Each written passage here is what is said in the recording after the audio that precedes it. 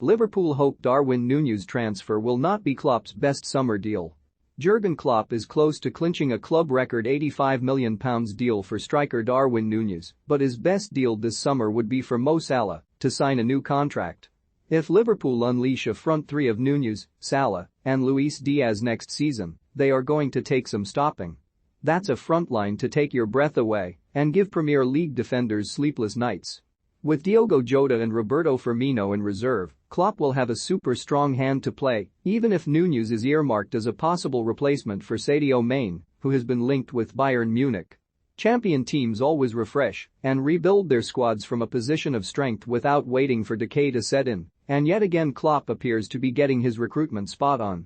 But after Salah was voted Player of the Year by his peers in the PFA vote, Klopp's best piece of business would arguably be to keep the Egyptian king at Anfield on a new contract beyond next season. And although every team has a natural shelf life, and there comes a point where the manager has to press the refresh button, I cannot believe Liverpool are prepared to lose Mane and Salah in the same window. Klopp will be mindful that Mane is 30 and Salah reaches the same birthday next week, and the cop has seen seamless regeneration on the front line before.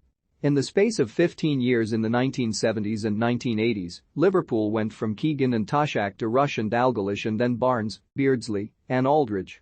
The cycle of change did not stop them dominating English football, but there is an art to refreshing your squad to keep them at the top and making big changes before a team has come to the end of its time.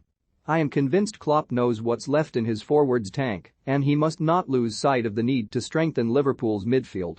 In the Champions League final, I thought Jordan Henderson, Fabinho, and Thiago, who have all made wonderful contributions to Klopp's success at Anfield, looked a bit weary. And you could argue that, in a matchup with champions Manchester City's best midfield trio, Kevin De Bruyne, Bernardo Silva and Rodri are slightly more mobile and incisive as a unit. But the best signing of all would have to be keeping Salah beyond the last year of his contract. If Liverpool can make it worth his while to stay and shake hands on an upgraded deal, it would be the golden handshake for the man whose 31 goals in all competitions won him the Golden Boot. Cristiano Ronaldo's inclusion in the PFA Team of the Year is an invincible seal of approval from his peers.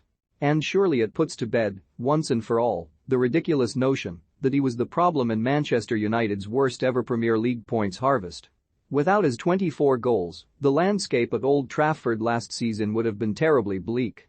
To make the PFA's front three along with Mo Salah and Sadio Mane at the age of 37, Ronaldo must have been doing something right to earn the respect of his fellow professionals. And to get in that dream team ahead of Heung-min Son and Harry Kane, who were both fantastic for Tottenham, shows his enduring quality. Pundits and onlookers who singled out Ronaldo as a divisive influence at Old Trafford are entitled to their opinions, even if they may have their own agendas. But the PFA's recognition says it all for me. Manchester United's season was bad enough as it was, but without Ronaldo, it would have been a dead loss. Imagine the desolation of Ukraine's dressing room after the heartbreak of their narrow World Cup playoff defeat by Wales. And imagine summoning the willpower to go over to Dublin and win 1-0 in the Nations League just 72 hours later. We are all appalled by the tragic bulletins from Ukraine and the devastation of their homeland amid the Russian invasion every night on our TV screens. But their national team continues to do their flag and their people proud. Sooner or later, I hope we can celebrate with them when peace and liberty are restored to their sovereign nation. A year ago this weekend, Wales began their Euro 2020 campaign with a 1-1 draw against Switzerland in faraway Azerbaijan. Since they were eliminated in the last 16 by Denmark, those players have had 2, maybe 3, weeks off in the last 21 months.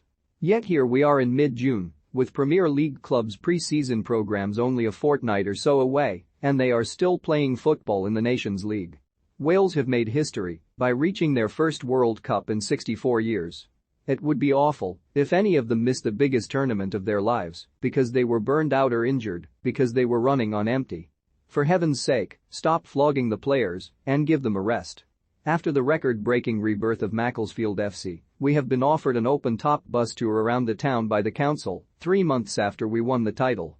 If such a generous gesture had been made available in the week after we lifted the trophy in front of 4,600 fans at the Leasing.com stadium, I'm sure we would have accepted it accordingly.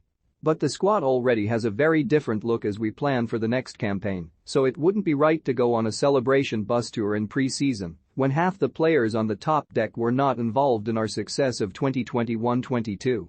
Open-top bus parades have to catch the wave. I'm afraid we surfed it a long time ago, and respectfully we have had to decline the offer.